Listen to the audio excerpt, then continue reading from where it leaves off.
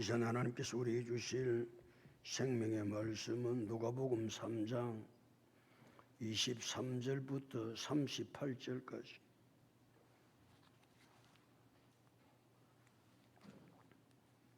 누가복음 3장 23절부터 38절까지. 우리 함께 합독합니다. 예수께서 가르치심을 시작하실 때 30세쯤 되시니라. 사람들이 아는 대로는 요셉의 아들이니 요셉의 위는 헬리요, 그 위는 마따시요, 그 위는 레이요, 그 위는 멜기요, 그 위는 얀나요, 그 위는 요셉이요, 그 위는 마따디아요, 그 위는 아모스요, 그 위는 나움이요, 그 위는 에슬리요, 그 위는 낫게요, 그 위는 마시요, 그 위는 마따디아요, 그 위는 서머니요, 그 위는 요색이요, 그 위는 요다요, 그 위는 요하나니요, 그 위는 레사요, 그 위는 스룹바벨이요, 그 위는 사알디엘이요, 그 위는 네리요, 그 위는 멜기요, 그 위는 아띠요, 그 위는 고삼이요, 그 위는 엘마담이요, 그 위는 엘로요, 그 위는 예수요, 그 위는 엘리에스요, 그 위는 요림이요, 그 위는 마따시요, 그 위는 레이요, 그 위는 시몬이요, 그 위는 유다요, 그 위는 요셉이요, 그 위는 요남이요, 그 위는 엘리야김이요, 그 위는 멜레아요, 그 위는 맨나요, 그 위는 마따다요, 그 위는 나단이요, 그 위는 다윗이요, 그 위는 이세요, 그 위는 오벳이요, 그 위는 보아스요, 그 위는 살몬이요, 그 위는 나손이요, 그 위는 아미나답이요, 그 위는 아니요, 그 위는 헤스론이요, 그 위는 베레스요, 그 위는 유다요, 그 위는 야곱이요, 그 위는 이삭이요, 그 위는 아브라함이요, 그 위는 데라요, 그 위는 나홀이요, 그 위는 스룩이요, 그 위는 루이요, 그 위는 빌렉이요, 그 위는 헤보요, 그 위는 살라요, 그 위는 가이난이요, 그 위는 아박사시요, 그 위는 셈이요, 그 위는 노아요, 그 위는 멜렉이요, 그 위는 모두셀라요, 그 위는 에녹이요, 그 위는 야렛이, 그 위는 마할랄렛이, 그 위는 가이난이요, 그 위는 에노스요, 그 위는 셋이요, 그 위는 아담이요, 그 위는 하나님이시니라. 할렐루야. 여러분 인사합니다. 잘 되고 있습니다. 잘 될 줄로 믿습니다. 기도하고 순종하면 더 잘 됩니다. 오늘 인생 최고의 날입니다. 인생 최고의 축복은 예수 믿는 것입니다. 할렐루야. 예수님의 선구자 요한이 옥에 갇힘으로 그의 사역이 끝이 납니다. 요한이 사역이 끝이 나니까 예수님의 공생애가 시작됩니다. 예수님의 공생애를 시작하시기 전에 하신 일이 있습니다. 예수님은 공생애 사역을 바로 들어가신 것이 아니고 공생애 사역을 하시기 위해서 하신 것이 있습니다. 첫 번째 무엇을 하셨어요? 백성들이 다 받는 세례를 받으십니다. 세례는 누가 받는 것입니까? 죄인이 받는 것입니다. 그래서 세례는 죄를 씻는다, 죄를 깨끗하게 한다.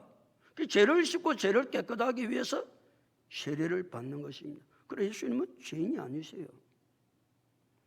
예수님이 죄인이 아니신데도 예수님이 그럼 왜 세례를 받으시며 예수님께서 공생의 첫 시작을 세례부터 시작하셨을까? 예수님이 세례를 받으셨던 것은 하나님의 뜻을 이루기 위해서 세례를 받으셨다. 아멘. 왜 예수님이 세례를 받으셨다고? 죄인도 아닌데 하나님의 뜻을 이루기 위해서 세례를 받습니다. 예수님이 이 땅에 오신 것은 예수님의 뜻을 이루기 위해서 세상에 오신 것이 아니고 누구의 뜻을 이루기 위해서 오셨다? 하나님의 뜻을 이루기 위해서 예수님이 이 땅에 오셨습니다. 그러니까 예수님은 세례를 받으심으로 나는 하나님의 뜻을 이루기 위해서 이 땅에 왔다 메시지를 던지신 거예요. 예수님만 하나님의 뜻을 이루기 위해서 이 땅에 오신 것이 아니고 예수 믿는 하나님의 모든 자녀는 동일하게 무엇을 이루기 위해서 살아야 된다? 하나님의 뜻을 이루기 위해서 살아야 한다. 대답 좀 거기 하세요. 내 뜻을 이루려고 살지 말고 우리 성도는 어떻게 하면 내가 하나님의 뜻을 이루어 갈까 몸부림치는 삶이 믿음의 삶입니다. 그냥 아무렇게 사는 것은 믿음이 아닙니다. 내가 어떻게 하면 하나님의 뜻을 이루어 드릴까? 우리 하나님의 뜻 이루어 드리기를 축복합니다. 자, 하나님의 뜻을 이루어 드리려면 그 다음에 예수님께서 하신 일이 있습니다. 기도를 하세요. 왜 기도를 하십니까? 하나님의 뜻을 이루려면 기도가 없이는 절대로 하나님의 뜻을 이루어 드릴 수가 없기 때문에 예수님은 제일 먼저 나는 이 땅에 하나님의 뜻을 이루러 왔다. 그래서 세례를 받으시고 두 번째 하나님의 뜻을 이루어 드리기 위해서 뭐 할 수밖에 없다? 기도할 수밖에 없다. 여러분 하나님의 뜻을 진정으로 이루어 가기를 원하세요? 그렇다고 한다면 반드시 뭐 해야 된다? 기도해야 합니다. 기도하지 아니하고 살아가는 것은 하나님의 뜻을 절대로 이룰 수가 없습니다. 그 사람들은 나는 하나님의 뜻을 이루기를 원합니다. 근데 기도도 안 하는데 어떻게 하나님의 뜻을 이루어갑니까? 절대로 이루어갈 수 없습니다. 다시 우리는 결단해야 됩니다. 내가 이 땅에서 믿음의 삶을 사는 것은 누구의 뜻을 이루기 위해서 산다? 하나님의 뜻을 이루기 위해서 산다. 아멘. 하나님의 뜻을 이루기 위해서는 반드시 되어야 될 일이 있다. 그것이 무엇이다? 기도다. 예수님께서 기도를 하실 때 말이죠. 놀라운 사건들이 일어납니다. 기도하면요, 상상할 수 없는 일이 일어나거든요. 단순히 기도하면 하나님이 내게 응답을 주신다.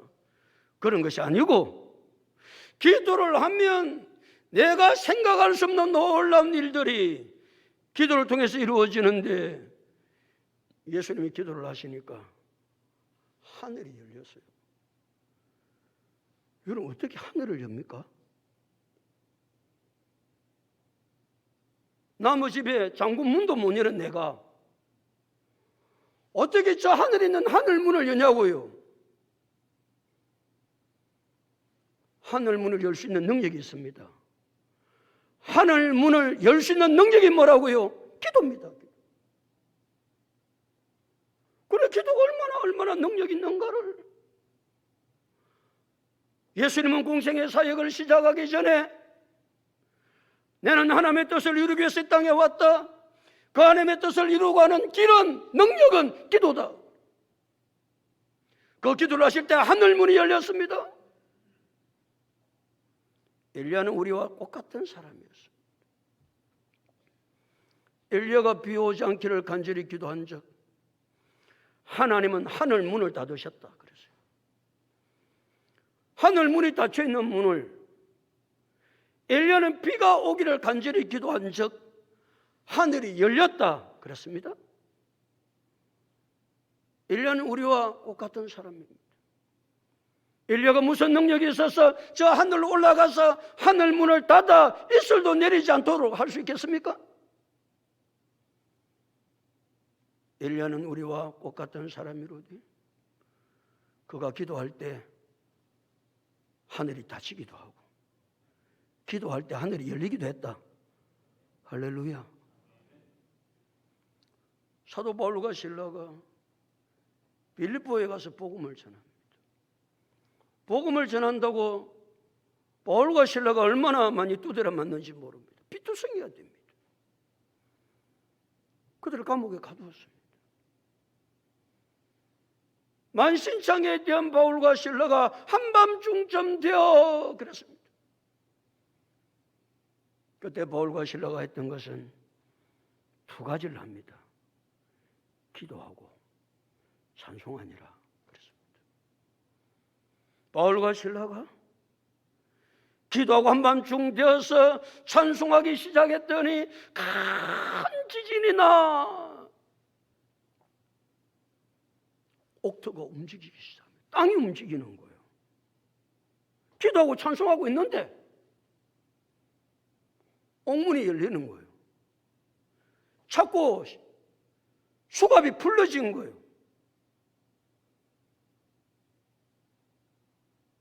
사랑하는 성도 여러분, 무엇으로 땅을 움직일 수 있겠습니까? 무엇으로 옥문을 열 수 있겠습니까? 무엇으로 착고를 풀 수 있겠습니까?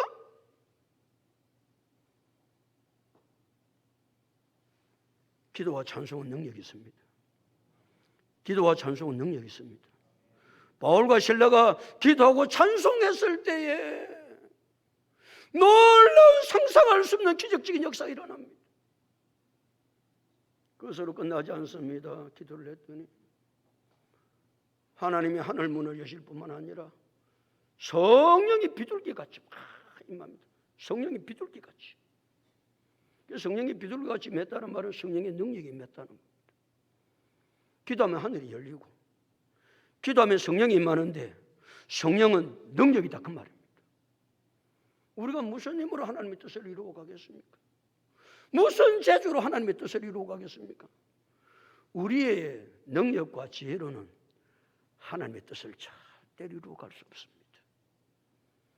하나님 우리의 기도를 들으시고 하늘 문을 여시고 성령으로 강림하셔야 능력 있게 일을 할 수 있습니다. 기도할 때 하나님이 지혜를 주십니다. 기도할 때 말이죠. 그래서 야고보서 1장 5절은 너희 중에 누구든지 지혜가 부족하거든 그랬습니다. 모든 사람에게 후히 주시고 꾸짖지 아니하시는 하나님께 구하라 그리하면 주시리라 그랬습니다. 기도하면 하나님 지혜를 주세요. 이 지혜는 세상의 지혜가 아니고 하나님의 뜻을 이루어갈 수 있는 탁월한 지혜를, 제가 사역을 하는 모든 지혜는 언제 얻느냐? 기도할 때였습니다. 제가 하나님 앞에 기도하면 기도하는 순간순간마다 교회를 어떻게 해야 될 것인지, 사역을 어떻게 해야 될 것인지, 이런 일을 만났을 때 어떻게 해야 될 것인지를 하나님이 지혜를 주세요. 그럴 때 제가 프리노트를 합니다. 프리노트를 해놨다가 제가 목회 사역 현장 속에 문제를 해결할 때에 하나님이 주셨던 이 지혜를 가지고 하나님의 뜻을 이루어가는 거예요. 그냥 아무렇게나 하는 게 아니고, 언제 하나님이 지혜를 주신다? 기도하실 때 하나님의 뜻을 이루어갈 수 있도록, 세상이 감당할 수 없는, 세상이 깨달을 수 없는 그런 놀라운 지혜를 기도할 때 하나님이 주시는 겁니다. 그래서 지금까지 35년 동안 목회를 해놨던 것입니다. 인간의 지혜로 할 수 있는 게 아닙니다. 그래서 제 목회는 기도로 시작해서 지금까지 기도를 하는 겁니다. 왜?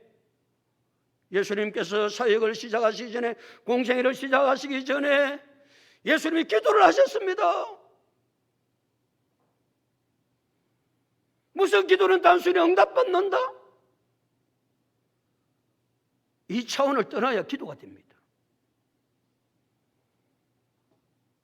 예수님께서 기도를 하실 때 하늘문이 열렸을 뿐만 아니라 성령이 임했을 뿐만 아니라 하늘에서 하나님의 음성이 들려오기 시작합니다.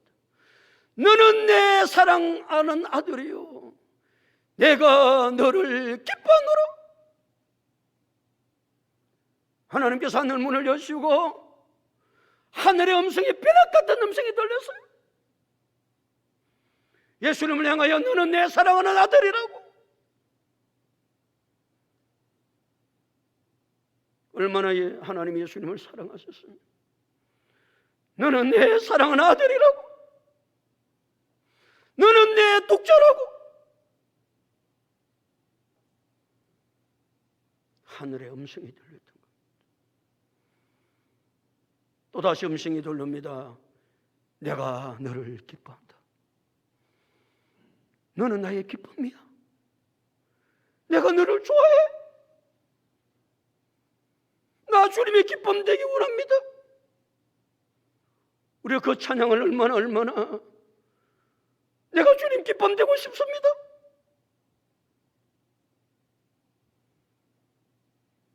하나님 예수님을 향하여 내가 너를 기뻐하노라. 너는 나의 기쁨이야. 우리가 하나님의 기쁨이 되어야 되지 않겠습니까?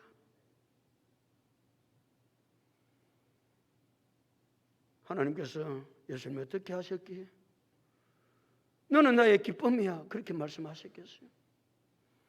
많은 것이 있지만 두 가지가 있습니다. 첫 번째는 하나님의 말씀에 100% 순종하셨기 때문입니다. 예수님이 이 땅에 오신 것은 자기의 뜻을 이루러 온 것이 아니고 하나님의 뜻을 이루기 왔기 때문에 하나님의 말씀에 100% 순종하십니다. 100%. 첫째 사람 아담은 하나님의 말씀에 불순종함으로 모든 인류를 죄 가운데 빠뜨렸습니다. 둘째 아담 예수님은 하나님의 말씀에 100% 순종하심으로 우리를 죄에서 구원한 구원자가 되신 줄로 믿습니다. 순종하셨기 때문에 100% 순종하시기 때문에 예수님이 우리의 구원자가 되신 거예요. 두 번째 예수님이 하나님의 기쁨이 되신 것은 겸손했기 때문에 예수님은 하나님의 아들이세요? 아니 하나님이세요. 높고 높은 영광 보좌를 부리시고 낮고 천한 이 땅에 오셔서 인간의 몸을 입고 오신 그 예수 그리스도가 겸손의 극치 아닙니까? 그래서 빌보서 2장 6절 8절에는 그는 근본 하나님의 본체시나 하나님과 동등됨을 취할 것으로 여기지 아니하시고 오히려 자기를 비워 종형체를 가지사 사람들과 같이 되셨고 사람의 모양으로 나타나사 자기를 낮추시고 그랬어요. 자기를 낮추시고 죽기까지 복종하셨으니 곧 십자가에 죽으십니다. 사랑하는 성도 여러분, 주님의 기쁨 되고 싶지 않으세요? 그냥 이대로 아무렇게나 살다가 주님 앞에 가면 되겠습니까? 주님 나를 만났을 때 너는 나의 기쁨이었어. 우리가 주님의 기쁨이 되어야 주님 앞에 갔을 때 주님이 그냥 뛰쳐오셔가지고 내가 이제 오냐고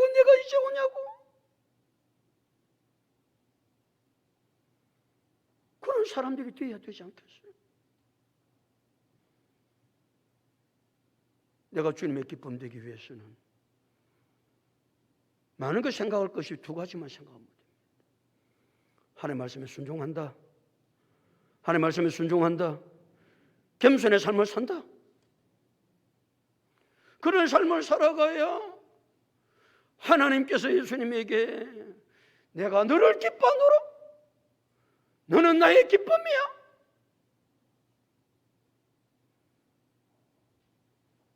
하나님의 기쁨 되는 우리 모든 성도들이 다 될 수 있기를 예수 그리스도 이름으로 축복합니다.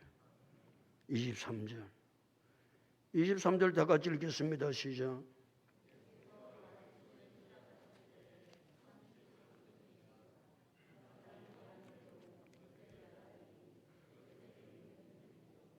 예수께서 모하심을 시작하실 때에 가르치심을 시작하실 때 몇 세쯤 되셨다? 30세쯤 되시니라. 예수님을 가르치신다는 말이 뭡니까? 공생애를 시작하신다 그 말입니다. 그럼 예수님의 공생애를 시작하실 때 나이가 30세입니다. 그럼 왜 예수님께서 가르치실 나이가 30세에 가르쳤을까? 유대인들은 말 전통적으로 30세가 돼야 지도자가 될 수 있다고 늘 생각해 왔습니다. 아니, 성경은 못을 박아놨습니다. 민수기 4장 3절에 성전에서 제사장의 일을 할 수 있는 사람의 나이는 30세 이상이다. 그렇게 기록해놨습니다. 그러니까 30세가 되면 지도자가 될 수 있다고 성경에 기록해놨고, 그리고 유대인들은 아무리 그 사람이 탁월하고 똑똑해도 30세가 되기 전에는 지도자 역할을 하지 않았습니다. 그러니까 30세가 되면 성인이 되고 지도자가 될 수 있는 나이가 된다, 그렇게 생각한 거예요. 30세 알로는 별로 없는 것 같은데 다 우리는 지도자가 될 수 있는 나이를 갖춘 사람입니다. 그냥 아무렇게나 살아가는 게 아니고 성전에서 봉사를 할 수 있는 제사장이 30세 이상. 요셉 애국의 총리가 됩니다. 요셉 애국의 총리 되기 전에 감옥에 들어가 있습니다. 무슨 나이를 채우느라고? 30세를 채우느라고 하시죠. 요셉이 30세가 딱 되자 하나님이 요셉을 감옥에서 풀어내어 애국의 총리가 되게 하십니다. 30세 총리가 됩니다. 무슨 애입니까? 우리는 뭐 30세 애들. 애가 아니고 성경은 30세가 성인, 사회의 리더자, 지도자. 다윗이 왕이 됩니다. 다윗이 몇 살에 왕이 됩니까? 제가 앞에 대답을 해놨잖아. 다윗이 몇 살에 왕이 되냐고요? 30세에 왕이 됩니다.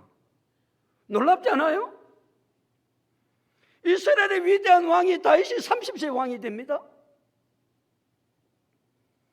유대인들이 말이죠, 의사결정을 하는 데는 가장 큰 기관이 산헤드린 공회원이에요. 산헤드린 공회.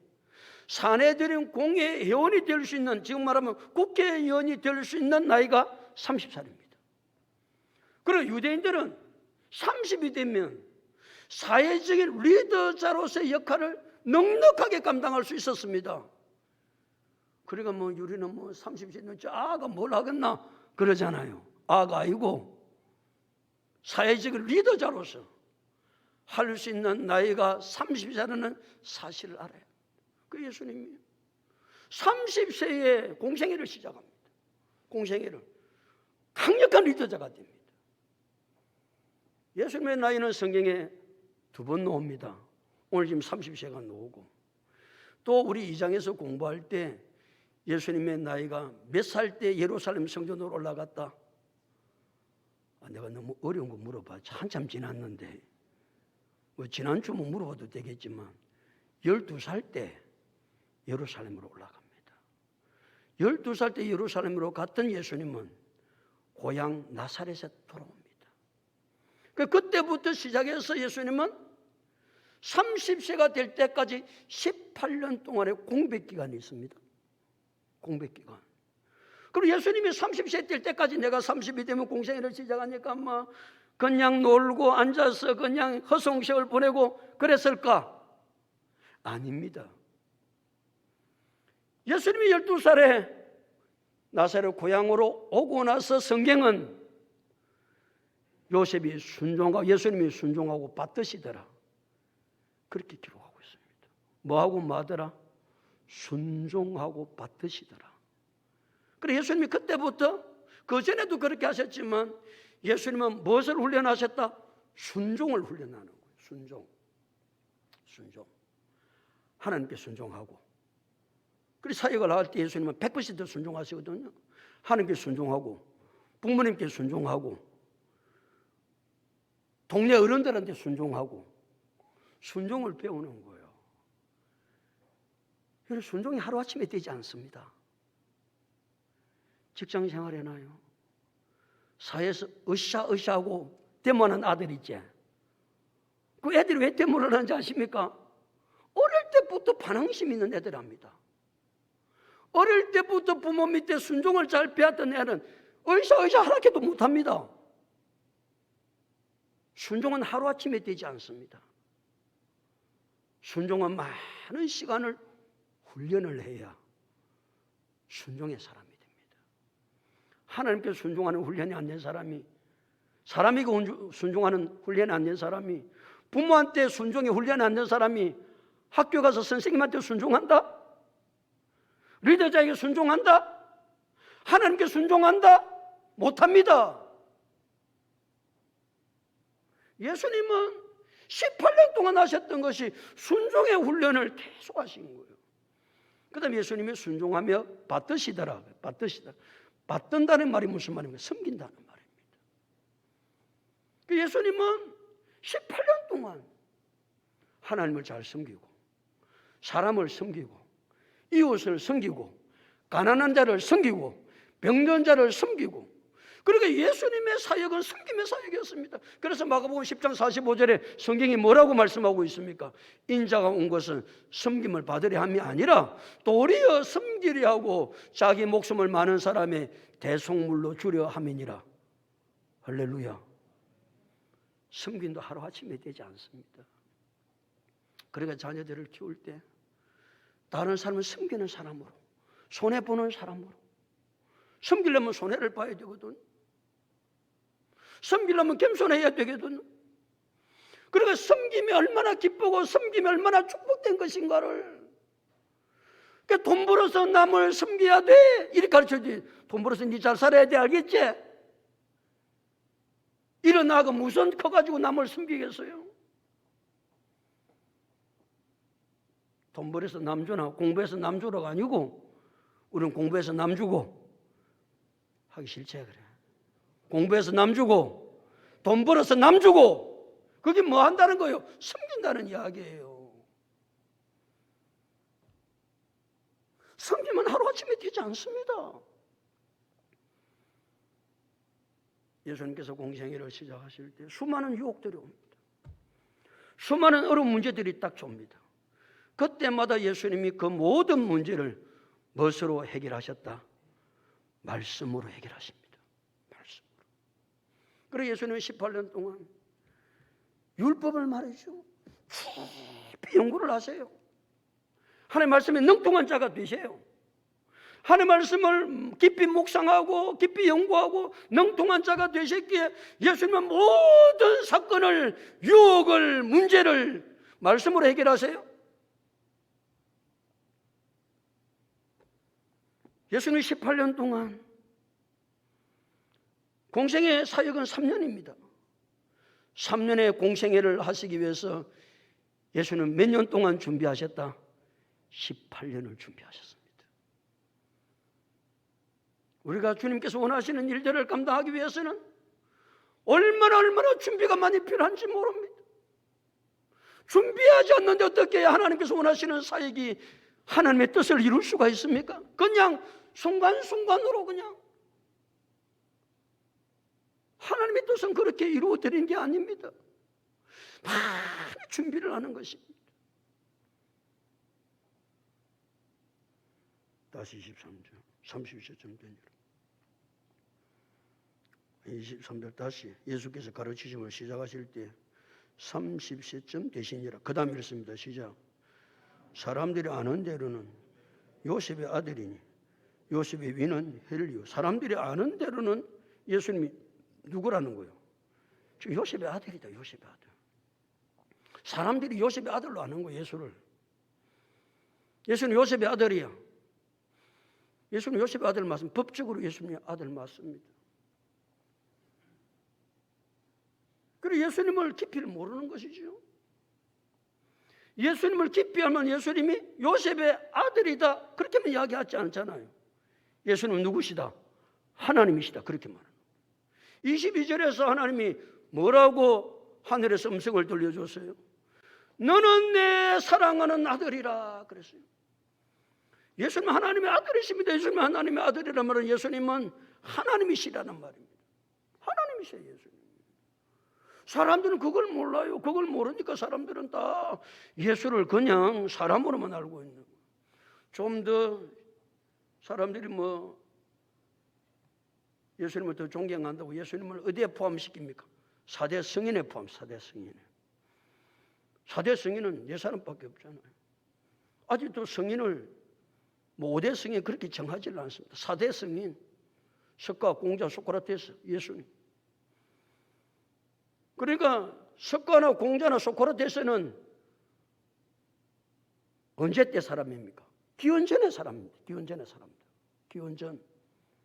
기원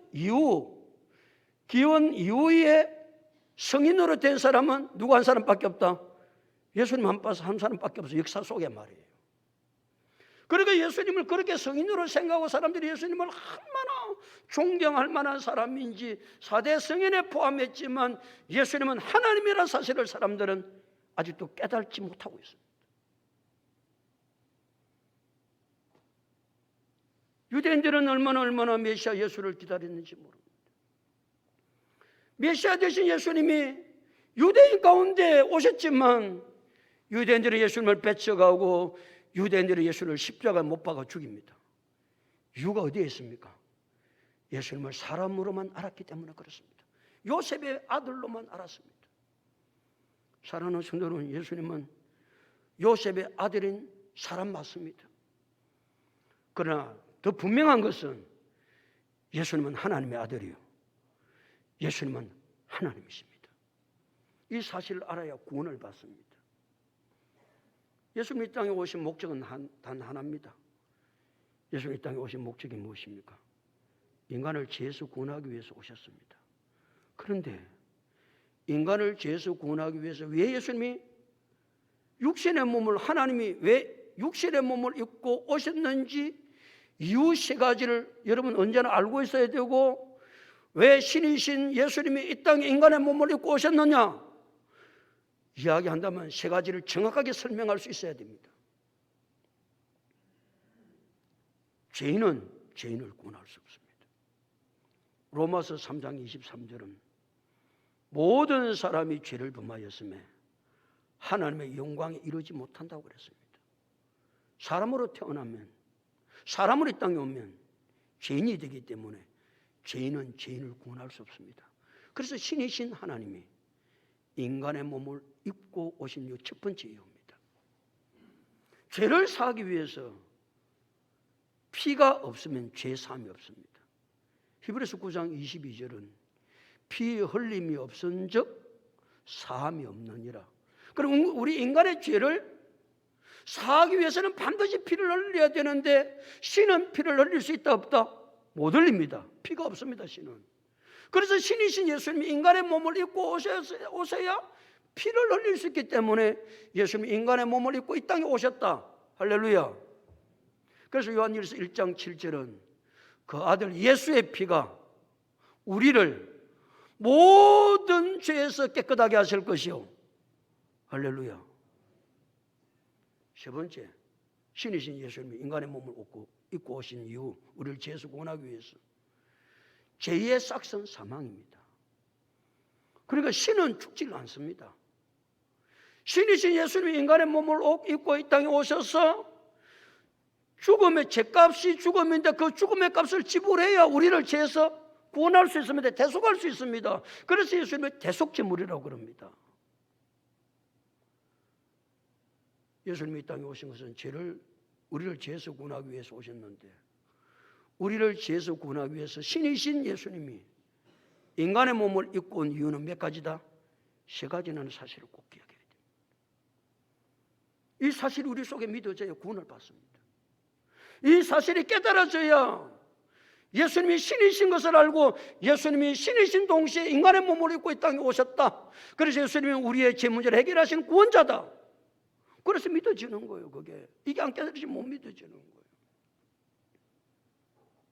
다시 23절. 예수께서 가르치심을 시작하실 때 30년 되시니라. 사람들이 아는 대로는 요셉의 무엇이요? 아들이니 요셉의 위는 뭐요? 헬리오. 이제 족보를 이야기하고 있습니다. 족보. 유대인들은 말이죠, 족보를 굉장히 중요하게 생각합니다. 성경에는 예수님의 족보에 대해서 마태복음 1장에 기록하고 있고 누가복음 3장에 기록하고 있습니다. 무슨 이야기입니까? 족보가 중요하다는 겁니다. 여러분 집에 족보 있으세요?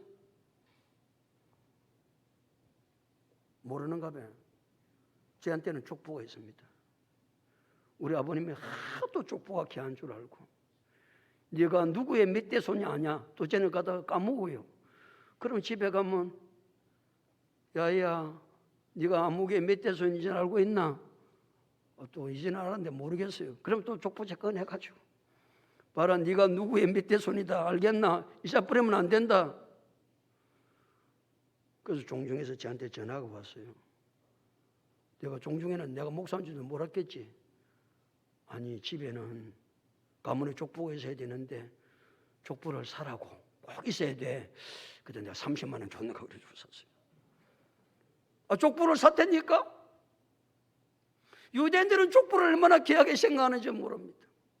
그러니까 가문마다 다 족보가 있습니다. 족보가 있다는 말은 무슨 말입니까? 역사라는 말입니다. 족보는 역사입니다. 예수님의 탄생, 예수님의 공생애는 허상이 아니고 역사적인 사실이다. 그걸 가르쳐주기 위해서 족보를 두 군데나 기록하고 있습니다. 그런데 마태복음의 족보와 누가복음의 족보는 차이점이 많이 있는데, 마태복음을 읽어보면 족보가 아브라함부터 시작합니다. 아브라함이 이삭을 낳고 이삭이 야곱을 낳고 야곱이 유다와 그의 형제를 낳고 끝까지 낳고 하다가 누구를 낳으니라? 예수를 낳으니라. 그걸 끝을 냈습니다.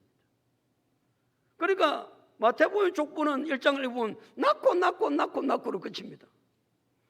누가복음의 족보는 예수로 시작해가지고 하나님께로 올라갑니다.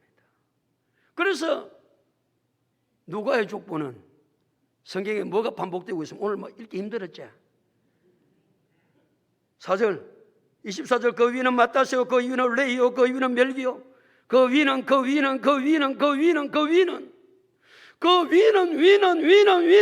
하다 보니까 맨 끝에 무리는 누구시니라? 그 위는 하나님이시니라.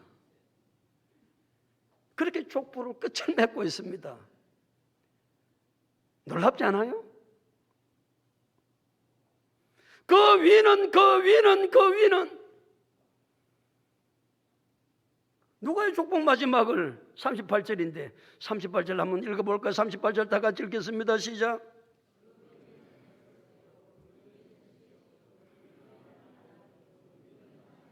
그 위는 누구시니라? 하나님이시니라. 하나님 그 위가 있어 없어요? 없습니다. 놀라운 말씀을 주고 있는 거예요. 놀라운 말씀. 그러니까 하나님께서 인류의 조상 아담을 창조하시잖아요. 만드시잖아요. 인류의 조상 아담. 아담이 하나님 말씀에 불순종하고 죄를 지으니까 그 죄를 지은 결과가 네 가지입니다. 결과가 네 가지 주어지죠. 첫 번째 결과가 무엇입니까?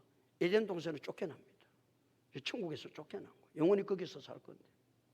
두 번째는 수고하고 땀을 흘려야 소산을 먹을 수 있습니다. 그전에는 그냥 가면 다 먹을 수 있는 겁니다. 그냥 뭐 이렇게나 그냥 배추값이 얼마 이런 거 없고 과일값이 얼마 그런 것도 없고 그냥 가서 먹고 싶은 건 다 먹는 거예요. 수고하는 게 없습니다. 세 번째 저주가 여자는 임신의 고통과 해산의 수고를 해 아기를 낳는 거예요. 이 세상에서 가장 고통스럽고 가장 힘든 것이 임신의 고통, 해산의 수고 아니에요? 남자는 그게 무슨 말인지는 모르고 우리는 그냥 아이고 애 낳았네 그런 게 아니죠. 만약에 인간이 죄를 안 지었으면 그냥 애를 낳는데 임신을 낳는데 고통도 없고 애를 낳는데 수고도 없이 그냥 낳고 싶으면 낳을 낀데 이 인간이 죄를 지어가지고 말이죠. 네 번째, 하나님 불순종하여 죄를 지은 결과는 다 죽습니다. 인간. 죽음은 죄의 결과입니다. 아파서 죽냐, 다치서 죽냐, 사고로 죽냐, 그게 아니고 죽음은 무엇의 결과다? 죄의 결과다. 죄의 결과다. 그렇습니다.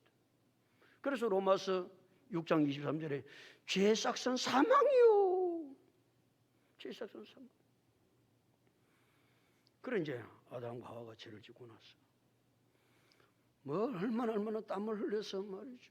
엉겅기가 났으니까 그걸 제거하고 산다고 생고생을 하는지 또 뭐 부부가 사니까 하와가 임신을 했네. 얼마나 고통스러운지, 해산이 얼마나 수고로운지 장자 가인을 낳고 차자 아벨을 낳습니다. 둘이서 잘 큽니다. 장자 가인이 동생 아벨을 쳐 죽입니다. 뭐 최초의 살인 사건 그게 중요한 것이 아니고 아담이 자기 눈으로 장자 가인이 차자 아벨을 죽인다. 그것이 무엇의 결과다? 죄의 결과임을 하나님은 아담에게 똑똑히 가르쳐 준 거예요. 하나님 아담에게 뭐라고 말씀하십니까? 내가 내 말에 불순종하면 반드시 죽으리라. 뭘 죽으려고요? 하나님 말씀하신 대로 죄의 값이 자기 큰아들 가인이 동생 아벨을 쳐 죽임으로 말미암아 이것이 죄의 값임을 아담을 통해서 똑똑하게 알 수 있도록 하나님 하십니다. 둘째 아들 아벨이 죽습니다. 하나님은 가인에게 아들 하나를 더 허락하십니다. 아담에게 그 아들이 셋입니다. 셋. 가인은 인본주의, 불신앙의 창시자. 창세기 4장 26절은 셋이 아들을 낳고 그의 이름을 에노스라 하였으며 그때 사람들이 비로소 여호와의 이름을 불렀더라. 셋이 에노스를 낳고 그때부터 사람들이 누구의 이름을 불렀더라?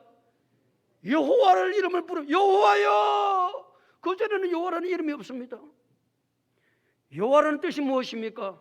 스스로 계신 자요, 창조주요. 여호와 이름을 부르기 시작합니다. 그러니까 셋과 에노스가 말이에요. 신본주의, 기독교의 창시자입니다. 셋과 에노스가. 그 셋과 에노스의 믿음이 에녹으로 넘어갑니다. 중간에 사람들이 많은데 여러분 다 기억도 못하니까 여러분 아는 이름만 제가 이야기하는 에녹으로 넘어갑니다. 창세기 5장 21절 22절은 에녹이 60세에 무두셀라를 낳았고 무두셀라를 낳은 후 300년간 하나님과 동행하였으며 그렇게 말씀하고 있습니다. 그러니까 그 신앙이 에녹으로 넘어옵니다. 하나님과 300년 동안 동행하다가 에녹은 뭐 하지도 않고 들림을 받는다. 죽음을 보지 않고 들림을 받습니다. 그 에녹이 하나님을 경외했던 그 신앙이 누구께로 내려오느냐? 노아로 내려옵니다. 창세기 6장 9절. 노아는 의인이요 당대 완전한 자라 그가 하나님과 동행하였으며 그랬습니다. 놀라운 이야기죠. 그 신앙이 누구께 내려옵니까? 믿음의 조상 아브라함에게 내려옵니다. 그 창세기 12장 4절은 이에 아브라함이 여호와의 말씀을 따라갔고 그렇습니다. 그래서 아브라함이 믿음의 조상이죠. 그 믿음의 조상의 그 믿음의 근거함이 지금 어디까지? 요셉에서 그 아들 예수 그리스도를 낳기까지. 그렇게 놀라운 역사가 이어져 오는 거예요. 이어져 오는 거예요. 아담은 인류의 조상입니다. 창시자입니다. 그런데 그 아담을 지으신 이가 누구라고요? 그 아담 위에가 누가 있다고요? 누구이시니라? 하나님이시니라. 아담은 인류의 조상이지만 그 아담을 지으신 이가 누구시다? 하나님이시라.